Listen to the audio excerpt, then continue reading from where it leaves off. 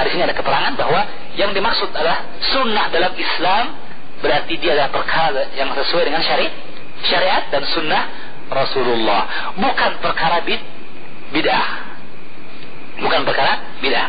Kemudian intinya adalah bahwa di sini Rasulullah sang sahabat bersedekah dengan terang-terangan. Maka di sini bersedekah dengan terang-terangan lebih utama daripada bersedekah secara sembunyi.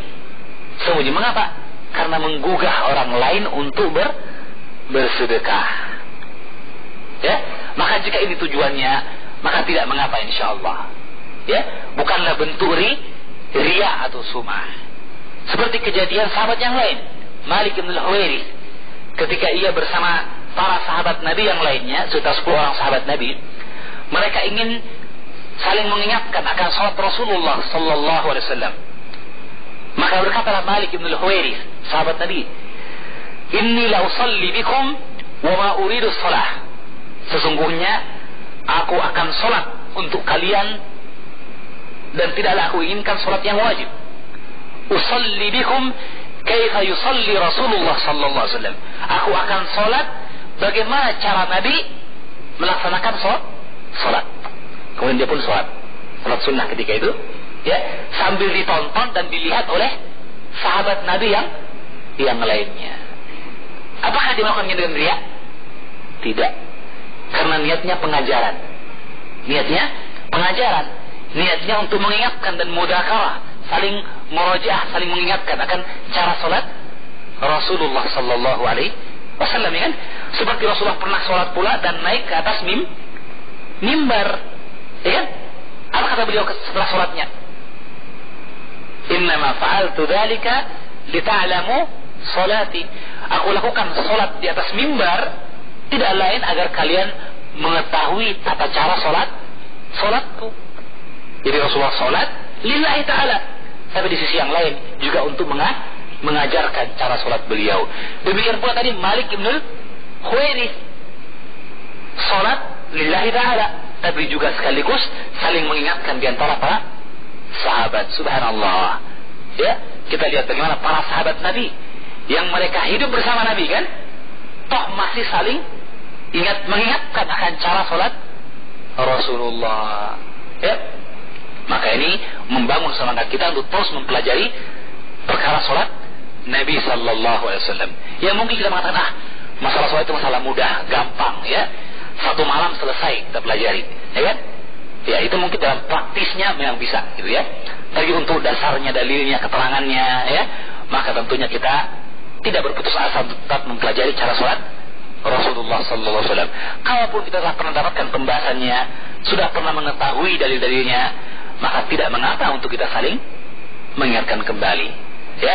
Maka intinya di sini bahwa kita dapatkan demikian pula tadi sahabat yang bersedekah secara terang-terangan. Ini tidaklah menafikan ikhlas, tapi boleh jadi tujuannya adalah untuk apa tadi? Untuk menggugah semangat untuk bersedekah, ya. Terkadang di masjid-masjid seperti ini, kan? Terkadang, ya, digugah untuk membantu dan sebagainya. Walaupun kita meyakini bahwasanya bersedekah dengan sembunyi-sembunyi ini lebih aman dari perkara riya dan sum'ah. Lebih aman dari perkara riya dan sum'ah, ya. Baik.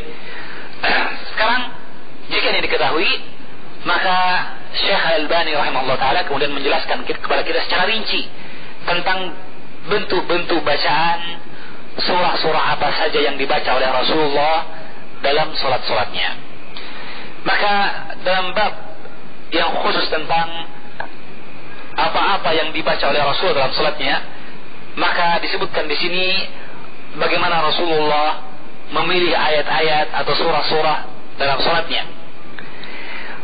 Dan tentu saja hukum asal bagi kita dalam bacaan Rasulullah adalah kita boleh membaca bacaan apa saja dalam Al-Quran yang mudah untuk kita baca.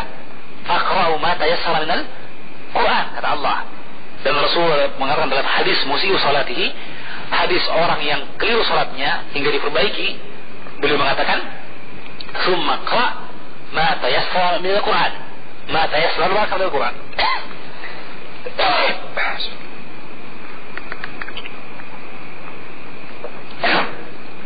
ketika beliau menegur sahabatnya yang keliru salatnya, kemudian diatur atau dituntunkan satu persatu cara salat, beliau mengatakan, "Idza qumta ila shalah fasnin wudu." Jika kamu berdiri salat, maka perbaiki wudu. Tsumma istaqbil qiblah, kemudian menghadaplah ke kiblat. Fakabbir, kemudian bertakbirlah. Tsumma qra ma tayassara ma'aka minal Qur'an, kemudian bacalah apa yang mudah yang ada padamu yang kamu hafalkan dari Al-Quran. Ya, maka di sini ada keterangan yang kuat menunjukkan kepada kita bahwa meskipun sebagian ulama membolehkan seorang yang sholat untuk membaca dari mushaf, khususnya pada sholat tarawih atau sholat lail, sholat malam, boleh membaca dengan mushaf menurut pendapat sebagian ulama, ya. Tetapi yang paling utama adalah apa? Membaca dengan hafalan kita, meskipun itu ayat dan surah yang berulang-ulang. Kenapa? Karena Rasulullah mengatakan di sini, "Tsumma qra ma tayassara ma'aka." Kemudian bacalah apa yang mudah ma'aka, yang ada padamu, yang kamu hafalkan. Gitu. Jadi bacalah. Meskipun mungkin setiap malam tidak keluar dari juz amma gitu, yang kita baca, enggak apa-apa. Itu lebih baik, ya. Namun usahakanlah kemudian kita mempelajari kembali tafsirnya juz amma itu, ya, terjemahannya, sehingga ketika kita baca, kita juga menghadirkan maknanya, memahami apa yang kita baca dari ayat ini. Maka itu tentunya lebih baik daripada kita membaca Al-Quran, ya, dalam surat tarawih kita meskipun tamat 30 juz, tapi terkadang kita hanya tersibukkan dengan bacaan tersebut. Dan hadis tentang membaca ini juga diperselisihkan oleh para ulama. Meskipun Syekh Al-Albani rahimahullah ta'ala mensahihkannya dalam kitab Salatul Tarawih, beliau mensahihkan, tetapi sebagian ulama seperti Syekh Shalih bin Fauzan tetap tidak membolehkan, meskipun dalam salat malam membaca Al-Quran dengan mushaf, dengan Al-Quran, ya. Jadi yang jelas bahwa hadis tadi, "Tsumma qra ma", kemudian bacalah ma tayassara ma'aka, apa yang mudah yang ada padamu dari Al-Quran. Ini isyarat bahwa kita membaca apa yang dihafalkan, Nah, ayat dari surah Al-Mudaththir tadi dan hadis ini yang dia hadis sahih Bukhari Muslim menunjukkan bahwa hukum asal dalam bacaan salat adalah kita membaca apa yang mudah dibaca, apa yang kita kuasai dan kita hafalkan. Ini hukum asal, ya.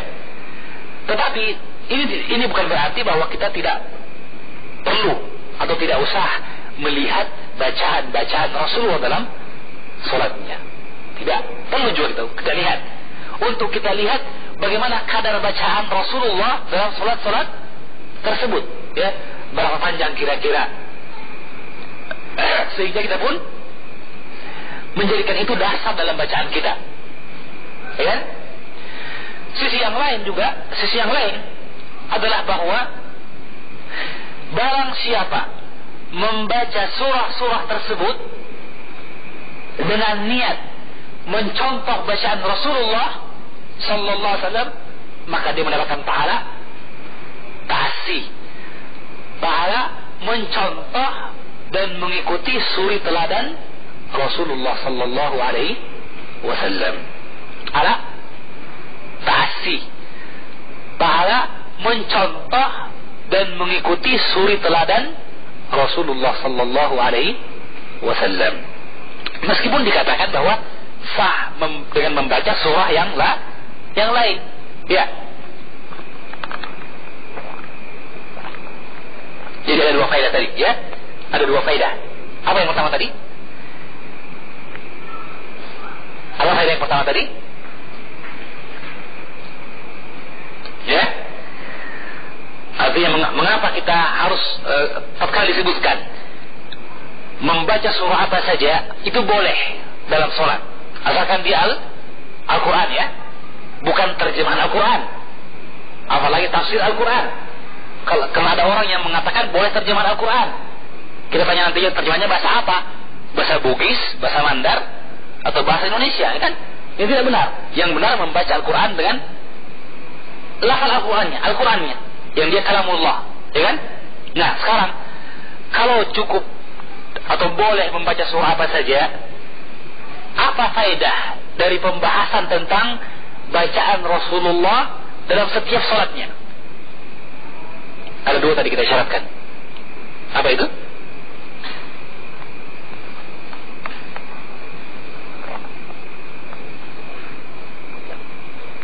Ya, untuk mengetahui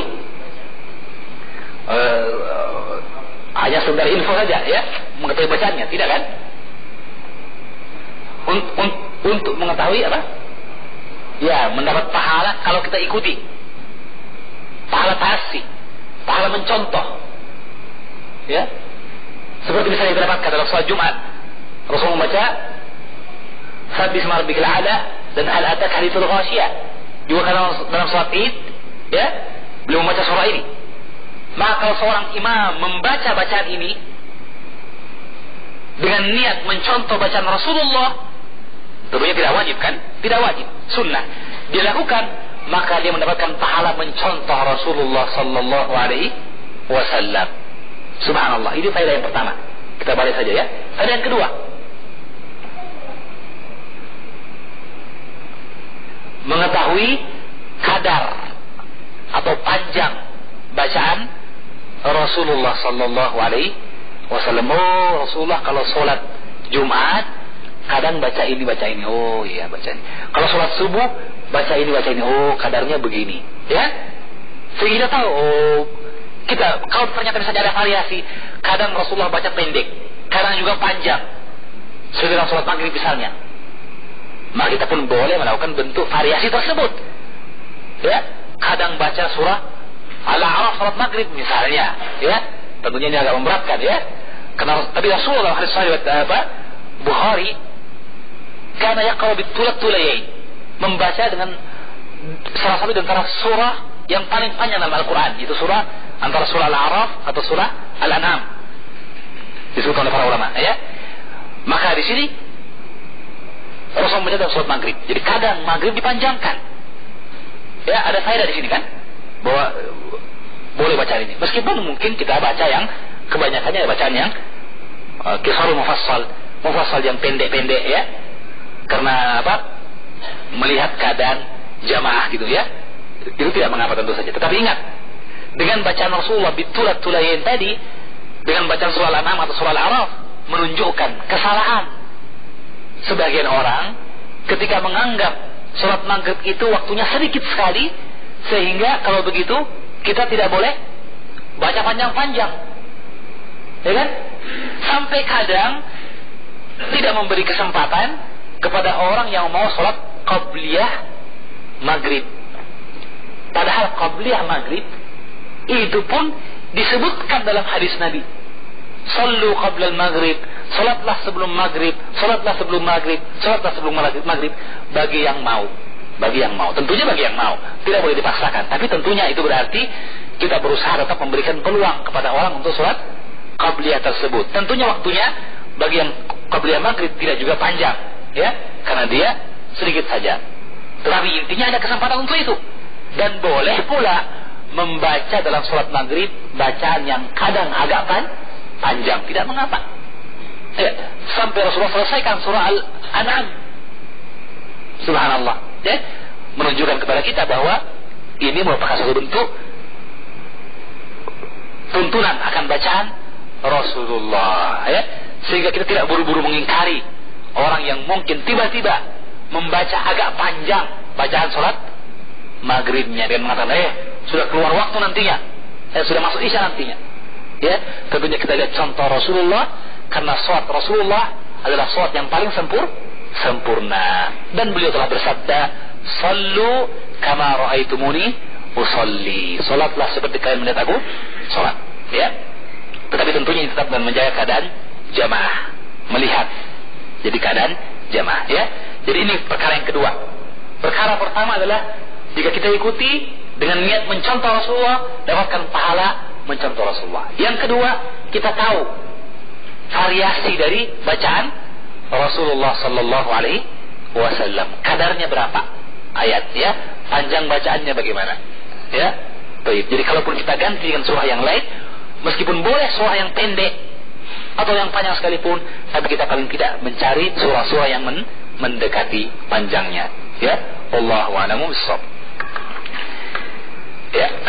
Kita lihat saja sekarang sebahagian dari apa yang bisa kita bacakan pada malam hari ini tentang salat fajar. Tentang salat fajar adalah Rasulullah sallallahu alaihi wasallam membaca dalam salat subuh tiwalil mufassal, surah-surah mufassal yang panjang. Dan surah mufassal itu dimulai dari surah Qaf wal Qur'anil Majid ke bawah, itu mufassal. Qaf wal Qur'anil Majid itu ke bawah adalah mufassal. Nah, beliau membaca dalam salat fajar itu adalah tiwal mufassal, mufassal yang panjang, ya, seperti Qaf misalnya, ya, dan seterusnya, ya. Kadang beliau membaca surah Al-Waqi'ah, dan itu dilakukan dalam 2 rakaat. Idza waqa'atil waqi'ah diselesaikan dalam 2 rakaat. Artinya apa? Setengah. Ini menunjukkan pula bahwa hadis yang kemarin kita bahas, berikanlah masing-masing surah itu haknya, yang menunjukkan kepada kita bahwa disunnahkan kita menyelesaikan satu surah baru ruku, ya kan? Tetapi itu bukanlah satu bentuk kewajiban. Terbukti bahwa Rasulullah kadang menyelesaikan satu surah dalam 2 rakaat, seperti di sini. Surah Al-Waqi'ah dalam salat subuh dibaca 2 rakaat. Bukan berarti diulang, ya.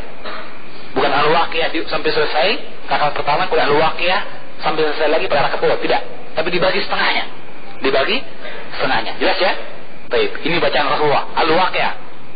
Juga beliau membaca surah At-Tur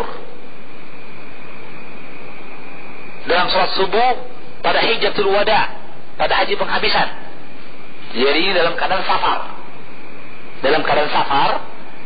Ya, dalam Hijjatul Wada, ketika di Mekah melaksanakan ibadah haji, beliau membaca surah At-Tur. Yang Tur juga adalah tiwal mufassal yang panjang, kan? Ya.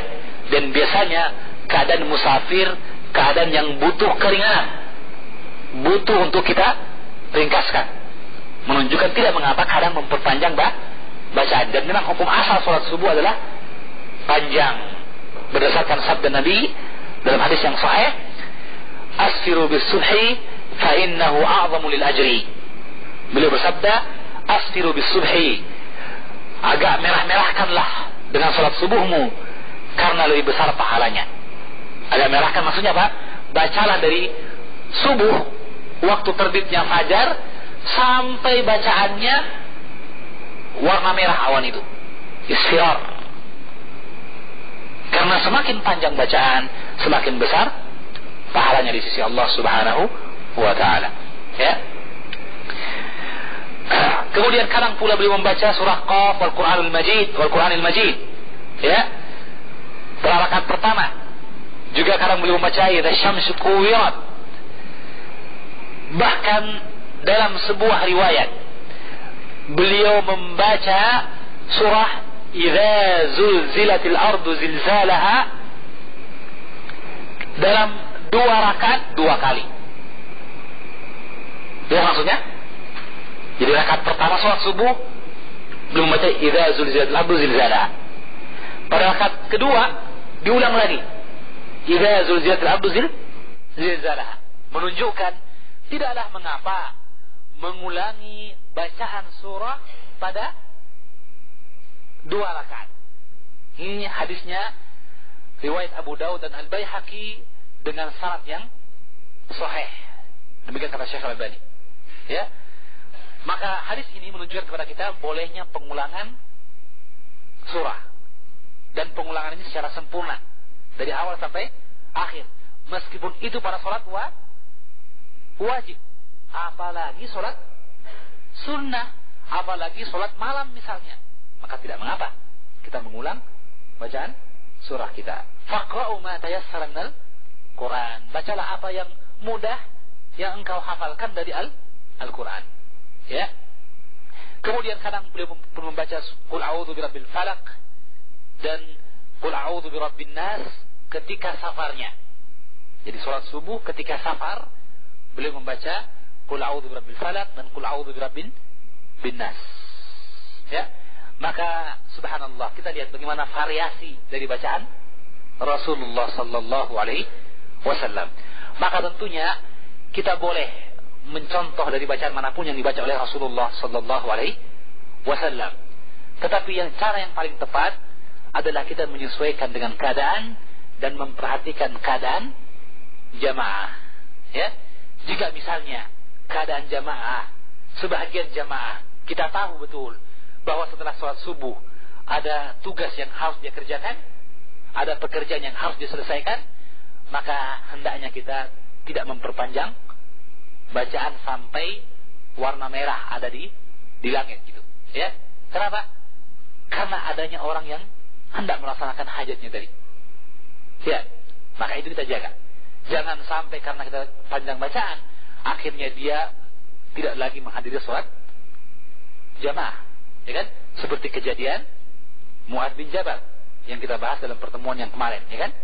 Di mana dia memperpanjang bacaannya pada sholat Isya, pada sholat Isya, sampai seorang pemuda keluar dari sholat dan sholat sendiri karena ada pekerjaan yang harus dia kerjakan. Subhanallah. Ya, jadi kalau begitu seorang imam yang baik haruslah memperhatikan. Jadi variasi pada bacaan Rasulullah, cara yang paling baik adalah kita melihat keadaan jamaah. Imam mempertimbangkan keadaan jamaah. Jelas ya? Ya.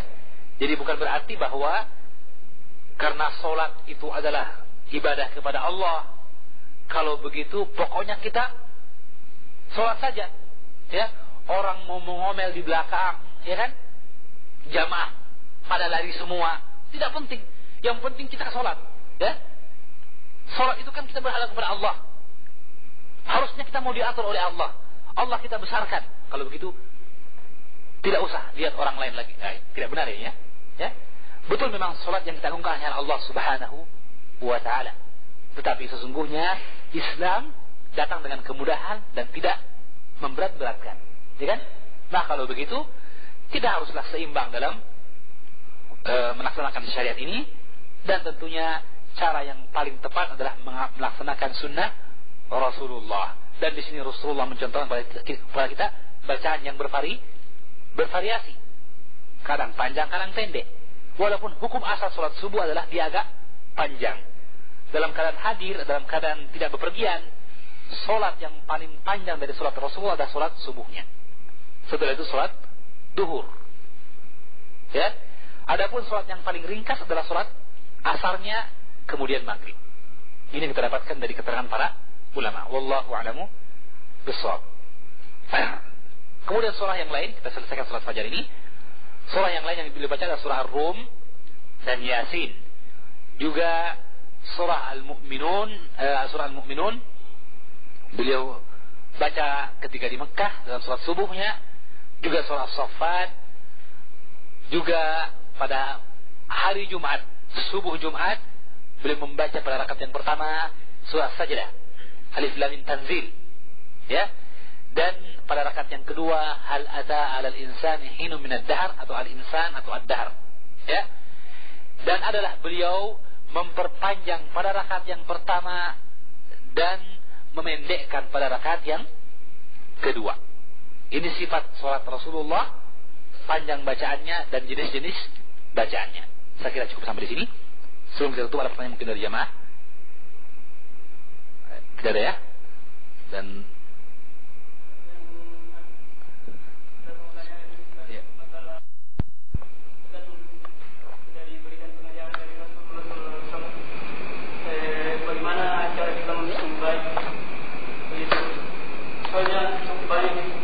terdapat dari masjid-masjid begitu, jadi tidak sesuai dengan perintah Rasulullah dalam memilih imam. Kadang-kadang yang dari kita, yang orang yang di bawahnya barakallahu fikum, ya bagus ya. Tentang masalah imam, sesungguhnya tadi disampaikan oleh Rasulullah hadisnya. Ya umul qaumu aqra'u li kitabillah. Yang menjadi imam bagi manusia adalah yang paling hafal Al-Qur'an. Wa in kana fil Qur'ani sawa fa'alamuhum bis sunnah. Jika Al-Qur'annya sama, hafalannya sama, maka yang paling tahu sunnah Nabi. Wa in kanu fis sunnati sawa, jika sama dalam hal sunnahnya pula, faqdamuhum hijrah. Maka yang paling dahulu hijrahnya kepada Rasulullah. Dan sebagian orang mengatakan ini untuk sahabat. Adapun selain sahabat, maka yang paling dahulu hijrah artinya paling dahulu beriltizam dengan Islam. Paling dahulu beriltizam dengan Islam. Kenapa? Di antara bentuk hijrah adalah apa? Al-muhajiru man hajara amma nahallahu anhu. Muhajir adalah orang yang pindah dari apa yang dilarang oleh Allah, tobat. Maka yang paling dahulu beriltizam, jika sama sunnahnya dan Al-Qur'annya, dia menjadi imam. Wa in kanu fil hijrah bisawa, kata Rasulullah, fa akbaruhum sinnan. Dan bacaan lain fa aqdamuhum silman. Yang paling dahulu masuk Islam, dan bacaan lain yang paling dahulu yang paling tua, Ya, ini hukum asal.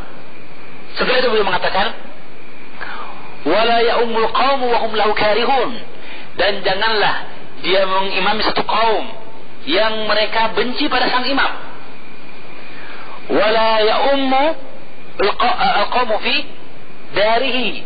Dan janganlah dia mengimami seseorang di rumahnya. Artinya tuan rumah, orang kampung lebih berhak menjadi imam dari tamu atau pendatang. Nah, ini juga keterangannya diperhatikan.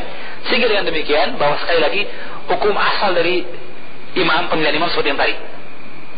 Al-Qur'annya paling banyak, pengetahuannya kepada sunnah yang paling banyak, yang paling dahulu masuk Islam atau hijrah atau berpindah dari perkara maksiat, artinya beriltizam. Setelah itu yang paling tua. Tetapi ini hukum asal dalam pemilihan. Jika ternyata misalnya pemerintah telah menunjuk seorang imam yang meskipun ternyata ada yang lebih banyak hafalannya dari dia, demikian pula jika jamaah masjid telah menunjuk seorang yang dianggap sebagai imam tetap, imam rawatib, imam tetap, meskipun mungkin ada yang lain yang lebih banyak hafalannya, maka sesungguhnya jamaah untuk mengikutinya. Karena imam rawatib adalah imam yang ditetapkan seperti tadi ini. Jika penguasa menunjuk imam rawatib, jadi hukum asalnya sebenarnya kita pilih dengan skala yang paling baik tentu saja, Tetapi imamatul mafdul, imamnya seorang yang tidak lebih banyak hafalannya juga sah, Apalagi jika ditunjuk oleh penguasa, telah ditunjuk oleh jamaah, atau bahwa dia tuan rumah, seperti yang tadi, tuan rumah, orang kampung, maka tentunya dia lebih berhak. Dan bagi kita bersabar dari apa yang ada dari kekurangan imam, sambil kita saling mengingatkan, saling menasihati. Kalau toh imam salah bacaannya, kita perbaiki. Kalau toh dia lupa, kita ingatkan. Maka itu yang menjadi kewajiban kita. Jelas ya? Adapun dalam keadaan misalnya imam rawatib tidak datang, maka kadang orang saling tunjuk-tunjuk, Maka di sini kalau saling tunjuk-tunjuk ini, maka carilah orang yang bersifat seperti yang kita sebutkan tadi, yang lebih banyak hafalannya, yang lebih tahu sunnah, itulah yang lebih berhak. Wallahu a'lamu bishawab.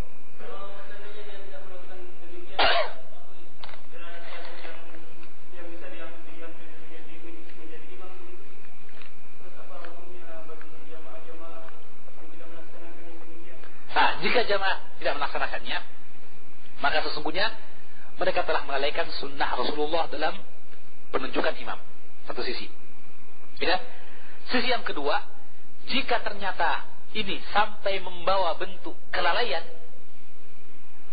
maksudnya kesalahan dalam sholat karena imam yang keliru, maka akan semakin besar tanggung jawab dari jamaah. Jelas ya? Jadi ini irsyad dari Rasulullah, irsyad, tuntunan Rasulullah dalam pemilihan imam. Jika diabaikan, maka tentu saja ada bentuk pengabaian terhadap sunnah Rasulullah. Jelas ya? tentunya tidak dikatakan dia berdosa seperti dosanya penjudi. Tidak, tentu saja, ya kan? Tapi ada kelalaian di situ. Jelas? Ada kelalaian.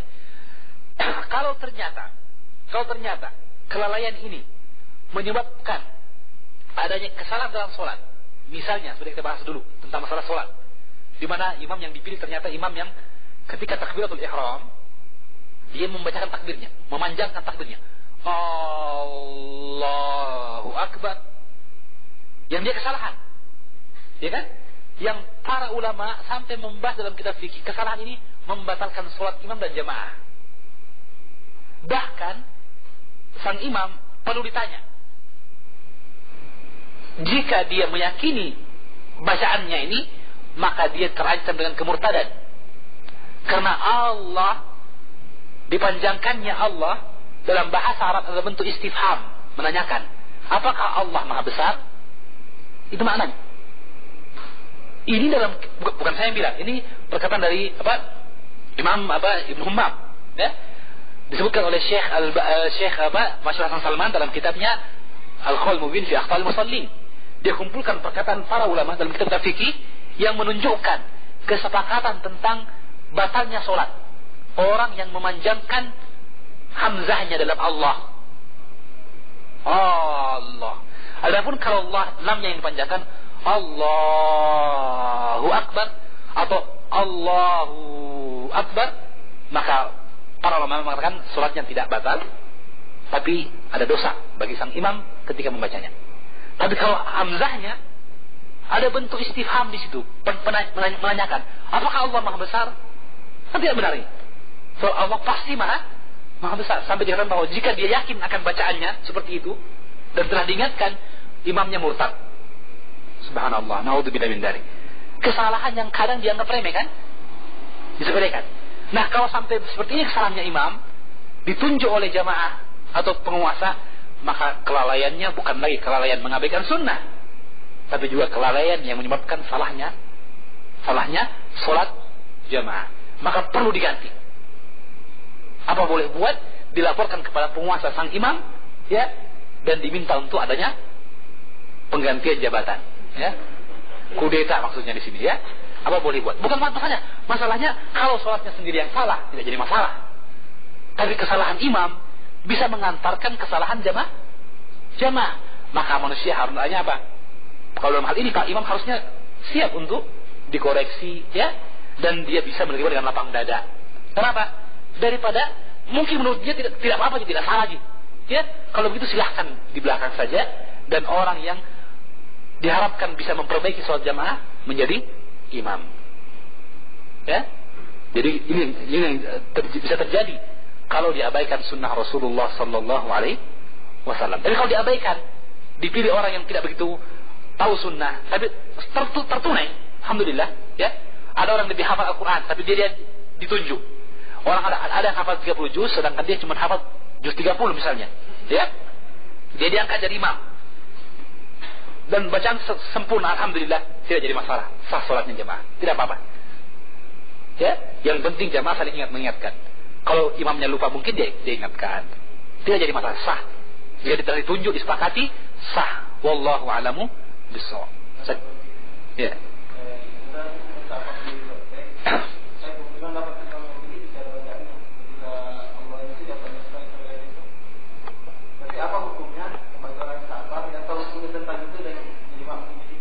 Hendaknya dia mengulang sholatnya.